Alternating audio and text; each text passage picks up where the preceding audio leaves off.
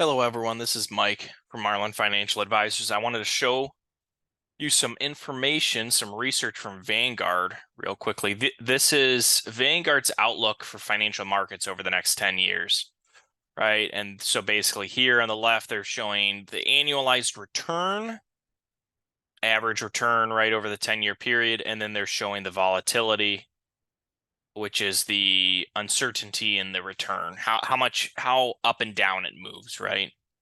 So let's see if we can get some information off this and see if we can use this information in our portfolio. And I'll give you some ideas on what I think is going on and what they're kind of thinking here. Let's start with equities. So U.S. equities, they're thinking it's only going to make what 5% over the next 10 years. So if that is the case, they're assuming, from my perspective, that we're going to go back to more of a bad decade, right? We've had since 08, we've had an amazing stock market, and they're assuming, hey, we're going to revert back to the mean. We're going to go back to maybe have a bad decade to offset the good decade, things like that, right? 2000s was a bad decade, one of the worst actually for the stock market, and then returned about 4.5%.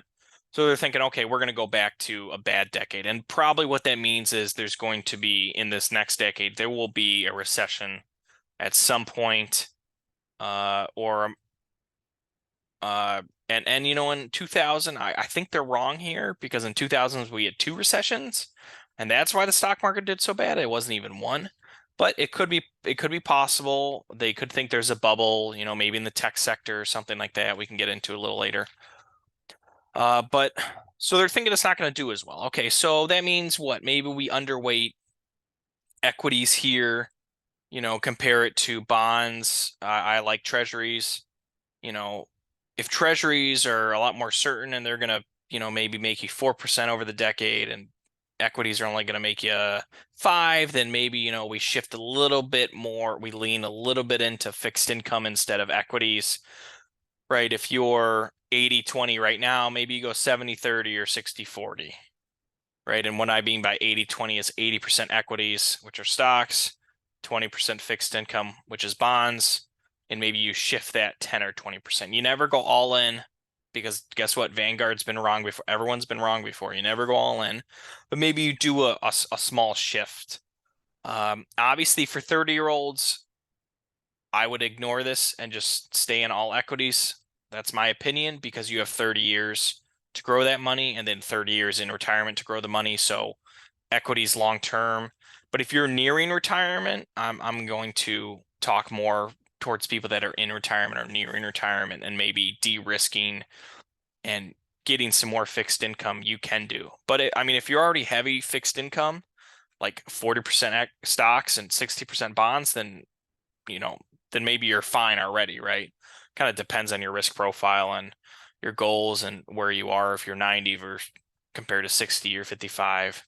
But let's get back to this. So I don't like global equities. I don't like international stocks. Personally, they think they're going to do better because they've done bad this last decade since 08, and they're thinking, oh, well, they'll come back, right? They had a bad decade, and now they're going to come back and beat the stock market.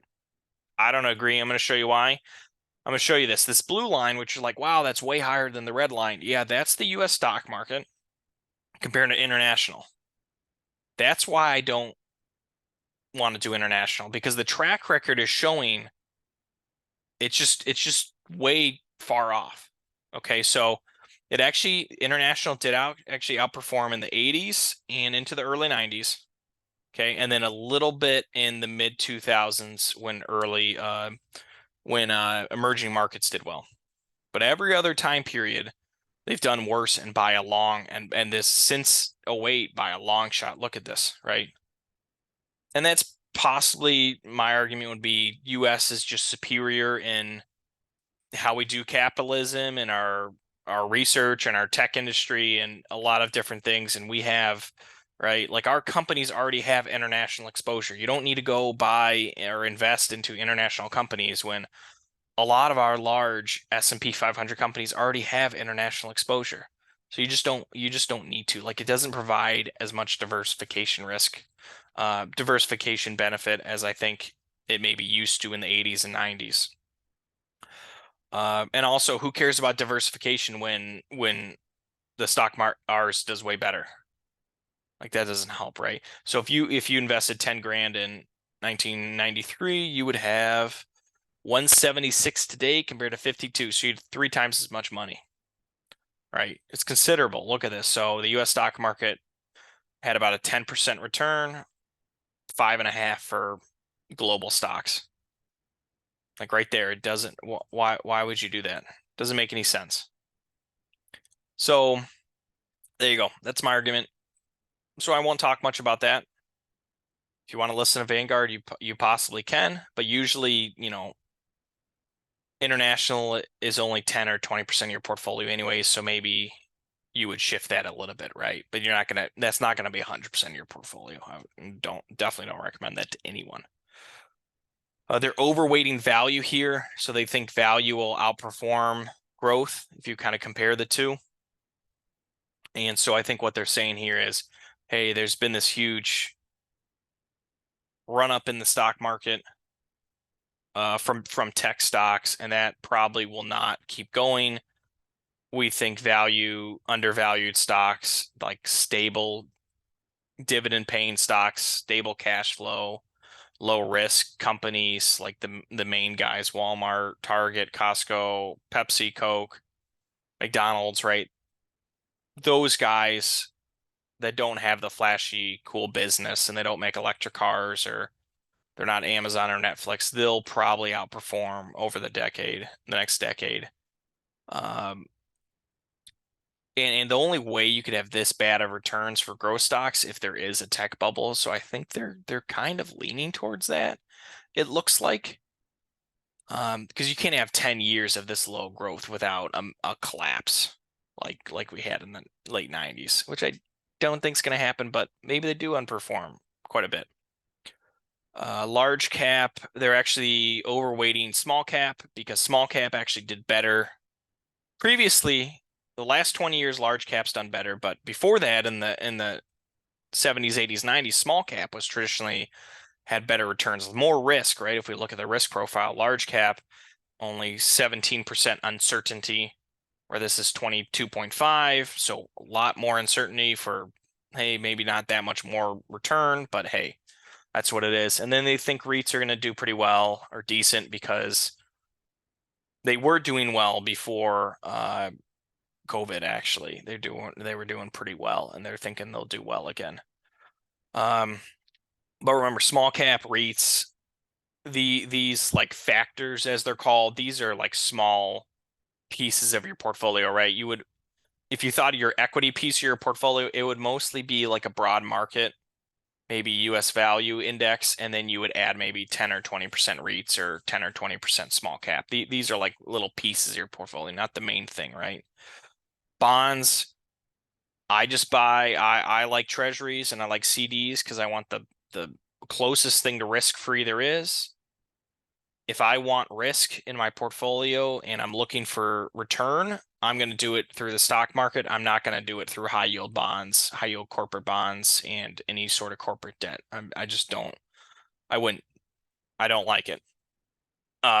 So the bond piece is supposed to be a lot more stable, as you can see, a lot less volatility here, and it should be more of a guaranteed type return, which I think you can get from treasuries and CDs.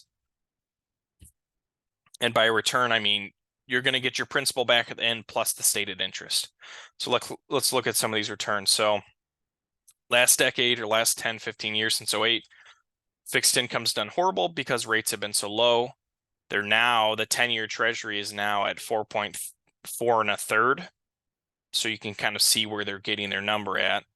So I think you could probably push a little bit more into fixed income just because yields are a little higher. They are over 4%. I wouldn't go long term. I wouldn't go 20-year treasuries or 30-year treasuries, but like an intermediate term bond fund, treasury fund, or you could just physically buy the 5-year treasury, the 7-year whatever you'd like to do, or a 5-year, 3-year CD, things like that.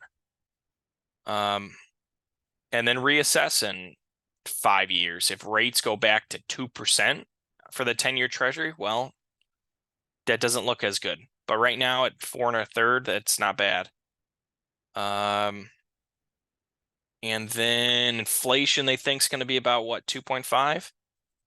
So I think it'll go back to like twos like it was last 20 years, a little quicker than they will, but they think it's going to stay a little higher for this next 10 years. So recap, they are overweighting international. They are overweighting value versus growth. They're overweighting small cap compared to large cap. Obviously, there's differences in risk there, so maybe that's not as much of an overweight as I'm thinking. Maybe that's just neutral. REITs, they're thinking we'll do okay, and they think fixed income looks actually kind of attractive here. If you think about treasuries, hey, 4%, 4 1/3, that's not that bad. If the market's only going to get you 4.5 or 4.5 or 5, that doesn't look that bad. So there you go. Things to think about. I try to keep it short. I know I never do. But take care.